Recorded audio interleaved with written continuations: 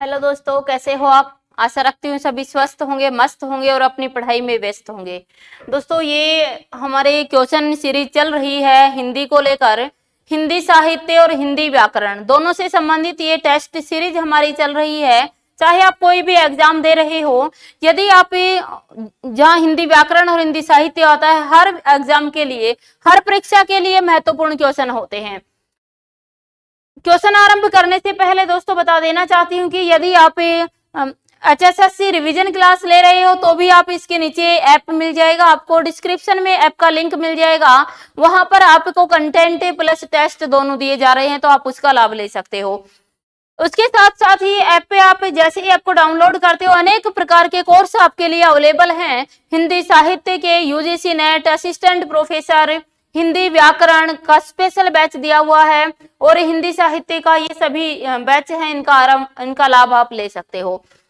साथ में अगर कोई KVS इंटरव्यू की तैयारी कर रहा है तो उसके लिए भी क्लासेज डिजाइन की गई हैं। ऑफलाइन ऑनलाइन दोनों प्रकार से क्लासेज दी जा रही हैं, तो आप उसका भी लाभ ले सकते हैं।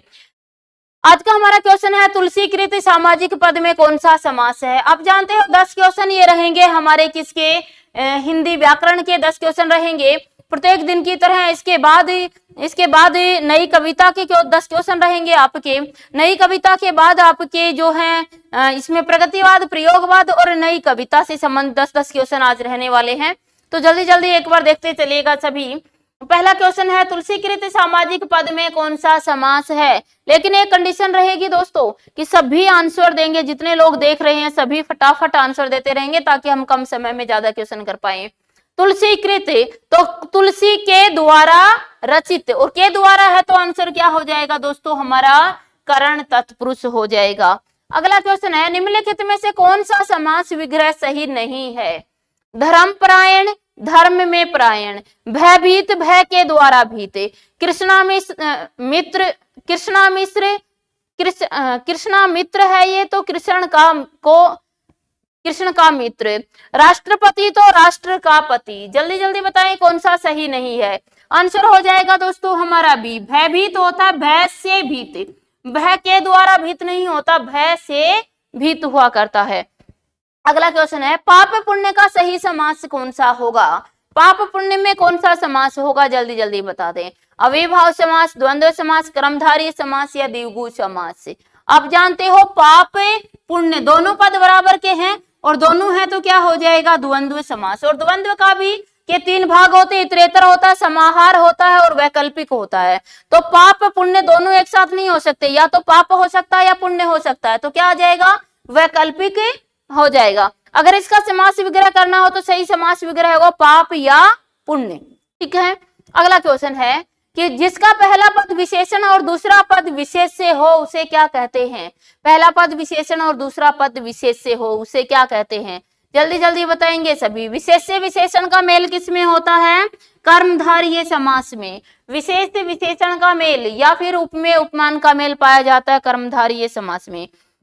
अगला क्वेश्चन है, जिसमें पहला पद संख्यावाचक हो और जो किसी समूह विशेष का बोध कराए उसे क्या कहते हैं। जानते हो समूह विशेष का बोध करवाते ही आंसर क्या आ जाएगा, द्विगु समास। अगला क्वेश्चन है, किस क्रम में सही सामासिक पद नहीं है। किस क्रम में सही सामासिक पद, व्याकरण के जो टॉपिक क्वेश्चन होते हैं रोजाना अलग अलग टॉपिक से ले जाते हैं। कल संधि का था, आज समास का है, कल कोई अन्य टॉपिक रहेगा। तो बताओ किस क्रम में सही सामाजिक पद नहीं है। विकल्प है गति के अनुसार, यथागति, पल पल, प्रतिपल, 3 लोकों का समाहार, त्रिलोक, 6 है माताएं जिसकी वह क्षण मातुर। तो कौन सा सही नहीं है, जल्दी से बताएंगे सभी। आंसर हो जाएगा दोस्तों हमारा कौन सा, सी, 3 लोकों का समाहार क्या कहलाता है, त्रिलोकी कहलाता है। 3 लोकों का समाहार त्रिलोक कहलाता है, सही है। लेकिन ये जो शब्द दिया गया था ये त्रिलोकी दिया गया था तो गलत हो जाएगा। तीनों लोकों का स्वामी विशेष उसको त्रिलोकी कहते हैं, लेकिन त्रिलोक होता है 3 लोकों का समाहार। अगला क्वेश्चन है, आसुमाली में कौन सा समास है। आसुमाली, आंसू है माला जिसकी, आंसू मानी किरण, आंसू है माला जिसकी, तो क्या हो जाएगा, या अंशु है माला जिसकी, कौन हो जाएगा, बहुब्रीहि अर्थात सूर्य। अगला क्वेश्चन है, सरसिज में कौन सा समास है? जल्दी जल्दी आंसर देंगे। सरसिज में कौन सा समास है? बहुब्रीहि समास, संप्रदान तत्पुरुष समास, संबंध तत्पुरुष समास या अलुक तत्पुरुष समास? जल्दी जल्दी बताएंगे। आंसर हो जाएगा हमारा क्या? डी, अलुक तत्पुरुष समास। जानते हो सरसिज, अलुक तत्पुरुष समास वह तत्पुरुष समास होता है जिसमें विभक्ति का लोप नहीं होता है, विभक्ति शब्द के अंदर ही मिल जाती है। जैसे सरसिज, तो एक सर था और दूसरा क्या था? जय, और जो सी है या विभक्ति है और वो क्या, किसका अर्थ दे रही है? विभक्ति का अर्थ, यानी विभक्ति का इसमें लोप नहीं हुआ, इसी के अंदर आ गया, तो आंसर हो जाएगा अलुक तत्पुरुष। अगला है, वाग्दत्ता में कौन सा समास है? वाग्दत्ता, वाग्दत्ता है ना, वाणी का चातुर्य या वाणी का देने वाला वाग्दत्ता कहलाता है। तो क्या कहलाएगा? वाग्दत्ता में द्विगु है, अविभाव है, द्वंद्व है या तत्पुरुष है? कौन सा समास होगा? तो कौन सा हो जाएगा हमारा इसमें समास? तो सही रूप से वाग्दत्ता में हमारा हो जाएगा बहुब्रीहि समास, लेकिन बहुब्रीहि या नहीं दिया गया, वाक उपसर्ग लगा है, तो क्या दे देंगे हम? अविभाव समास। अगला क्वेश्चन देखो, कौन सा क्रम सही नहीं है कि कर्मनिष्ठ अधिकरण तत्पुरुष समास, पुरुषोत्तम बहुब्रीहि समास, आपाद मस्तक अव्ययीभाव समास, मंद बुद्धि कर्मधारीय तत्पुरुष समास? जल्दी जल्दी बताएंगे। मंद है जो बुद्धि, वो बुद्धि की विशेषता बता दी गई, कर्मधारी, ये बिल्कुल सही है। आपाद मस्तक, आपाद मतलब पद से लेकर मस्तक तक, ये अव्ययीभाव सही है। पुरुषोत्तम बहुब्रीहि समास नहीं है, गलत है। पुरुषोत्तम पुरुषों में है जो उत्तम, विशेषता बता दी गई है, पुरुषों में उत्तम कौन सा होगा? कर्मधारीय समास होगा। कर्मनिष्ठ अधिकरण तत्पुरुष हो जाए, कर्म में निष्ठ। अगला है, इनमें कुरुक्षेत्र से संबंधित कौन सा कथन सत्य नहीं है? अब साहित्य के क्वेश्चन आते हैं, जो भी ये कहें कि हिंदी व्याकरण वाले हैं, ये क्लास को यहाँ से लेफ्ट कर सकते हैं। जिनको केवल हिंदी व्याकरण देखना होता है उनके लिए रोजाना ये 10 क्वेश्चन ही होते हैं। हिंदी साहित्य वालों के लिए हिंदी व्याकरण और साहित्य दोनों काम के होते हैं। क्वेश्चन बहुत ही महत्वपूर्ण है दोस्तों, ध्यान देना, बहुत महत्वपूर्ण क्वेश्चन है। इनमें से कुरुक्षेत्र से संबंधित कौन सा कथन सही नहीं है? कुरुक्षेत्र रचना जो दिनकर जी की है, उससे संबंधित कौन सा कथन सही नहीं है? जल्दी जल्दी आंसर देंगे सभी। विकल्प, इसका कथानक महाभारत से लिया गया है। दूसरा, यह गांधीवादी विचारधारा से प्रभावित है। तीसरा, इसमें कुल 7 सर्ग हैं। चौथा, इसमें भीष्म और युधिष्ठिर के माध्यम से युद्ध एवं शांति विषय के विशद और गंभीर चिंतन प्रस्तुत किया गया है। कौन सा नहीं है? जितने लोग देख रहे हैं कमेंट करके आंसर देंगे दोस्तों सभी। और एक और आप लोगों के लिए शर्त रहेगी कि ज्यादा से ज्यादा इसको शेयर करो, ताकि एक अच्छा कंपटीशन बने और आपको पता चले आप कहां पर स्टैंड कर रहे हैं, और मेरे लिए भी अच्छा रहेगा दोस्तों। तो इतना तो कर ही सकते हो, जब मैं इतनी मेहनत कर रही हूं तो इतना तो तुम लोग कर ही सकते हो।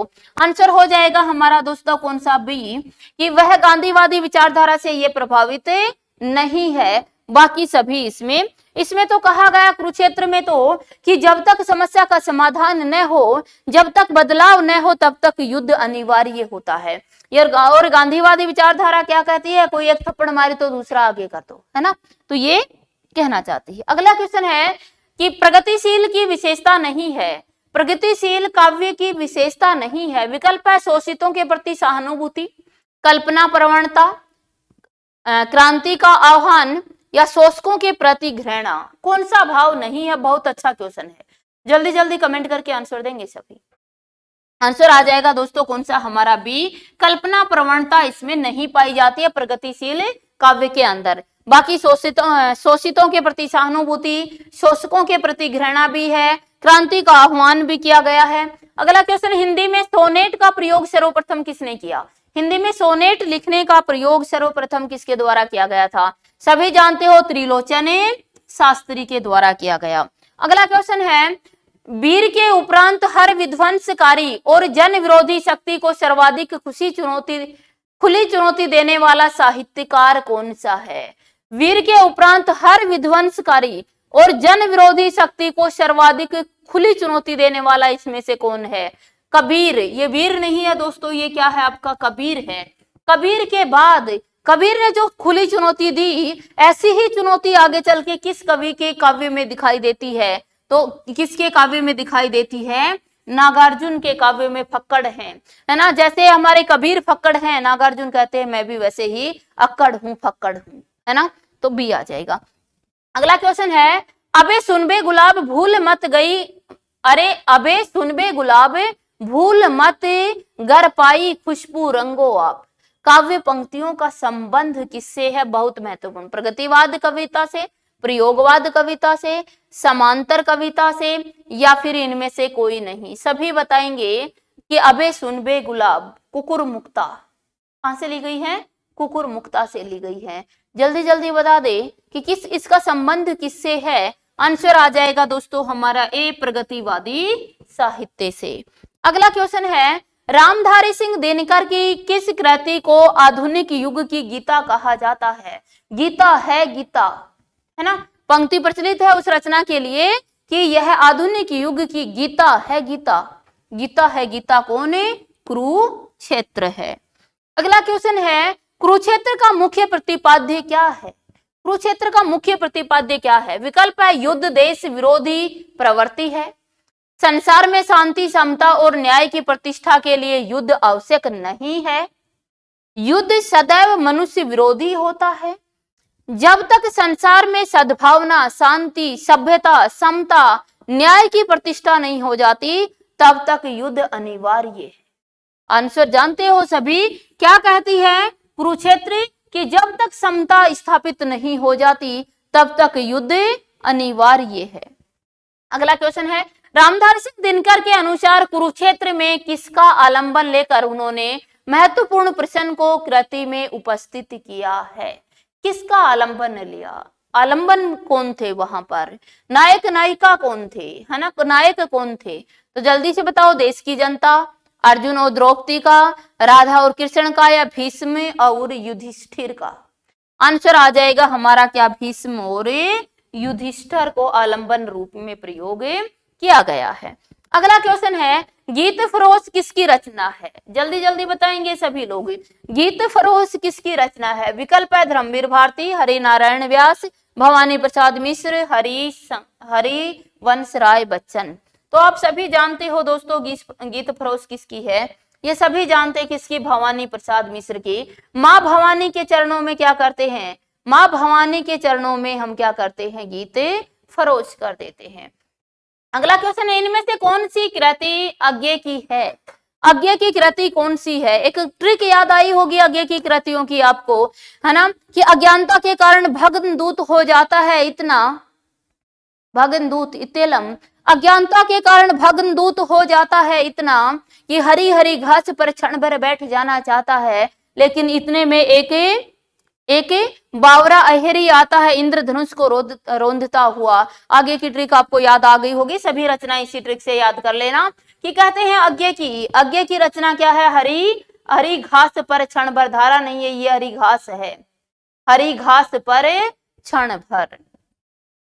अगला क्वेश्चन है, संशय की एक रात किस कवि की कृति है? संशय की एक रात आधे अधूरे थे मोहन राकेश। ट्रिक से याद आ गया। संशय की एक रात आधे अधूरे थे, संशय की एक रात किसकी है? नरेश मेहता की है दोस्तों, ध्यान देना। वो संशय की एक रात में नहीं था, जो ट्रिक थी हमारे मोहन राकेश की, वो संशय की एक रात किसकी है? नरेश मेहता की है। अगला क्वेश्चन है, प्रयोगवाद के प्रवर्तक के अनुसार प्रयोगवादी काव्य का सबसे मुख्य तत्व क्या होना चाहिए? प्रयोगवादी काव्य का सबसे मुख्य तत्व क्या होना चाहिए? थोड़ा मैं पीछे हटती हूँ, देखिए विकल्प देखिए, जल्दी जल्दी आंसर दीजिए। पहला है कि मात्रिक छंदों के बजाय वर्ण वृत्तों का प्रयोग, दूसरा है बौद्धिकता की अपेक्षा भावुकता की प्रतिष्ठा, नई नई राहों का अन्वेषण, काव्य की पूर्व परंपरा का संपूर्ण निषेध। ये कहा कि प्रयोगवाद के प्रवर्तक के अनुसार प्रयोगवादी काव्य, प्रयोगवाद के प्रवर्तक अज्ञे माने जाते हैं, और अज्ञे के अनुसार जो प्रयोगवाद है वो क्या है? वो राहों का अन्वेषण है, राहों का अन्वेषी है, नई नई राहों का अन्वेषण करना। अगला क्वेश्चन है, इनमें से किसी कवि की रचनाएं चौथा सप्तक में संकलित नहीं है? किस कवि की रचनाएं चौथे सप्तक में संकलित नहीं है? विकल्प है राजकुमार कुंभज, शमशेर बहादुर, स्वदेश भारती, नंद किशोर आचार्य। जल्दी से बता दो, चारों सप्तक बहुत अच्छी ट्रिक से आपको करवाए गए हैं। शमशेर भवानी शकुंतला हरि नारायण की पूजा करते हैं, है ना। शमशेर भवानी शकुंतला कहते हैं कौन सा चौथा सप्तक में संकलित नहीं है, कौन नहीं है चौथे में, शमशेर भवानी शकुंतला, है ना। तो शमशेर बहादुर सिंह नहीं है। अगला क्वेश्चन है, इनमें तार सप्तक से संबंधित कौन सा कथन सही नहीं है। तार सप्तक से संबंधित कौन सा कथन सही नहीं है। विकल्प है, तीसरा सप्तक का प्रकाशन सन 1959 ईस्वी में हुआ था। चौथा सप्तक सन 1979 ईस्वी में प्रकाशित हुआ। शकुंतला माथुर की रचनाएं तीसरे सप्तक में संकलित हैं और रघुवीर साय दूसरे सप्तक के कवि थे। कौन सही नहीं है, कौन सही नहीं है, ये देखना था हमें। तीसरे दिन तो आप जानते हो प्रयाग के मेले में कौन कौन जाते हैं।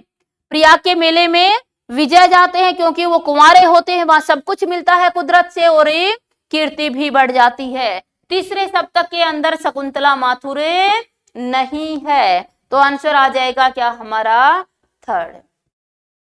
अगला क्वेश्चन हमारा आया कि हिंदी कविता में फंटेसी का मुख्य प्रयोक्ता है।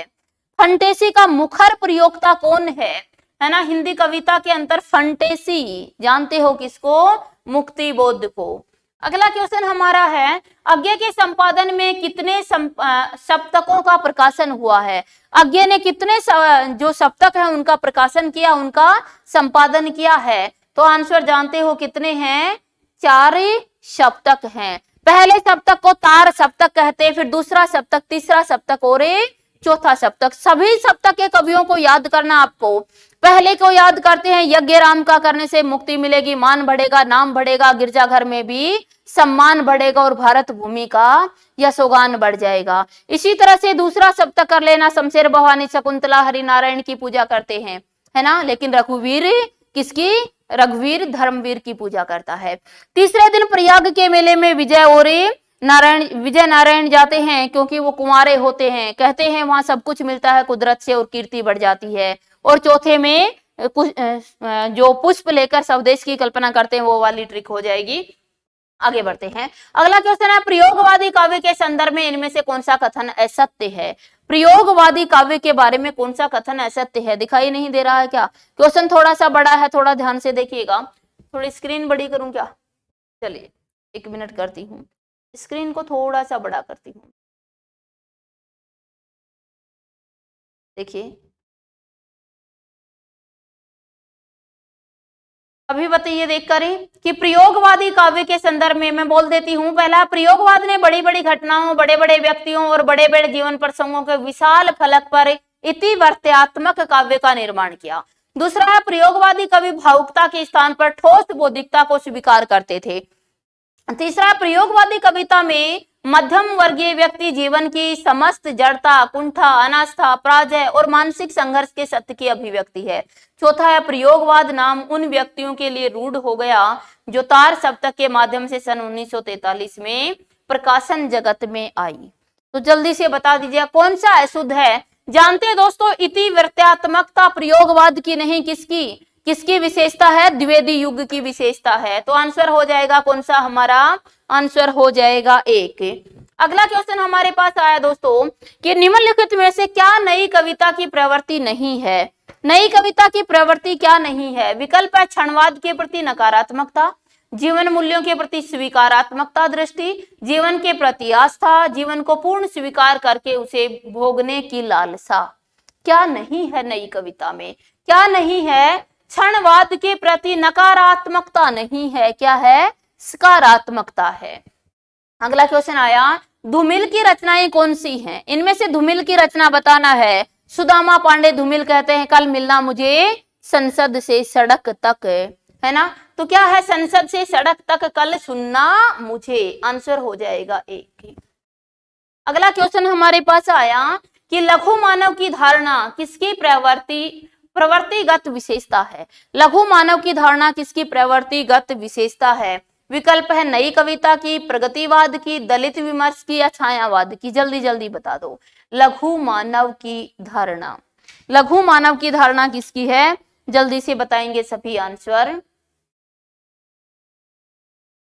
लघु मानव की धारणा किसकी है? प्रगतिवाद की है। आंसर हो जाएगा 3। दोस्तों आज इतना ही करते हैं, बाकी कल मिलते हैं पुनः इसी समय पर। आप जानते हो प्रत्येक दिन इसी समय पर ये हमारी क्लास होती है और हिंदी साहित्य प्रत्येक दिन सुबह 10 बजे आपको हिंदी साहित्य के 40 क्वेश्चन मिलते हैं। आज थोड़ा सा समय का अभाव था इसलिए मैंने 30 क्वेश्चन ही करवाए हैं। लेकिन दोस्तों अगर इसी तरह हिंदी साहित्य की गहराइयों का आप लाभ लेना चाहते हो तो क्लास के डिस्क्रिप्शन में आपको लिंक मिल जाएगा ऐप का, वहां से ऐप पर जाकर आप इसका लाभ ले सकते हो। जय हिंद, जय भारत।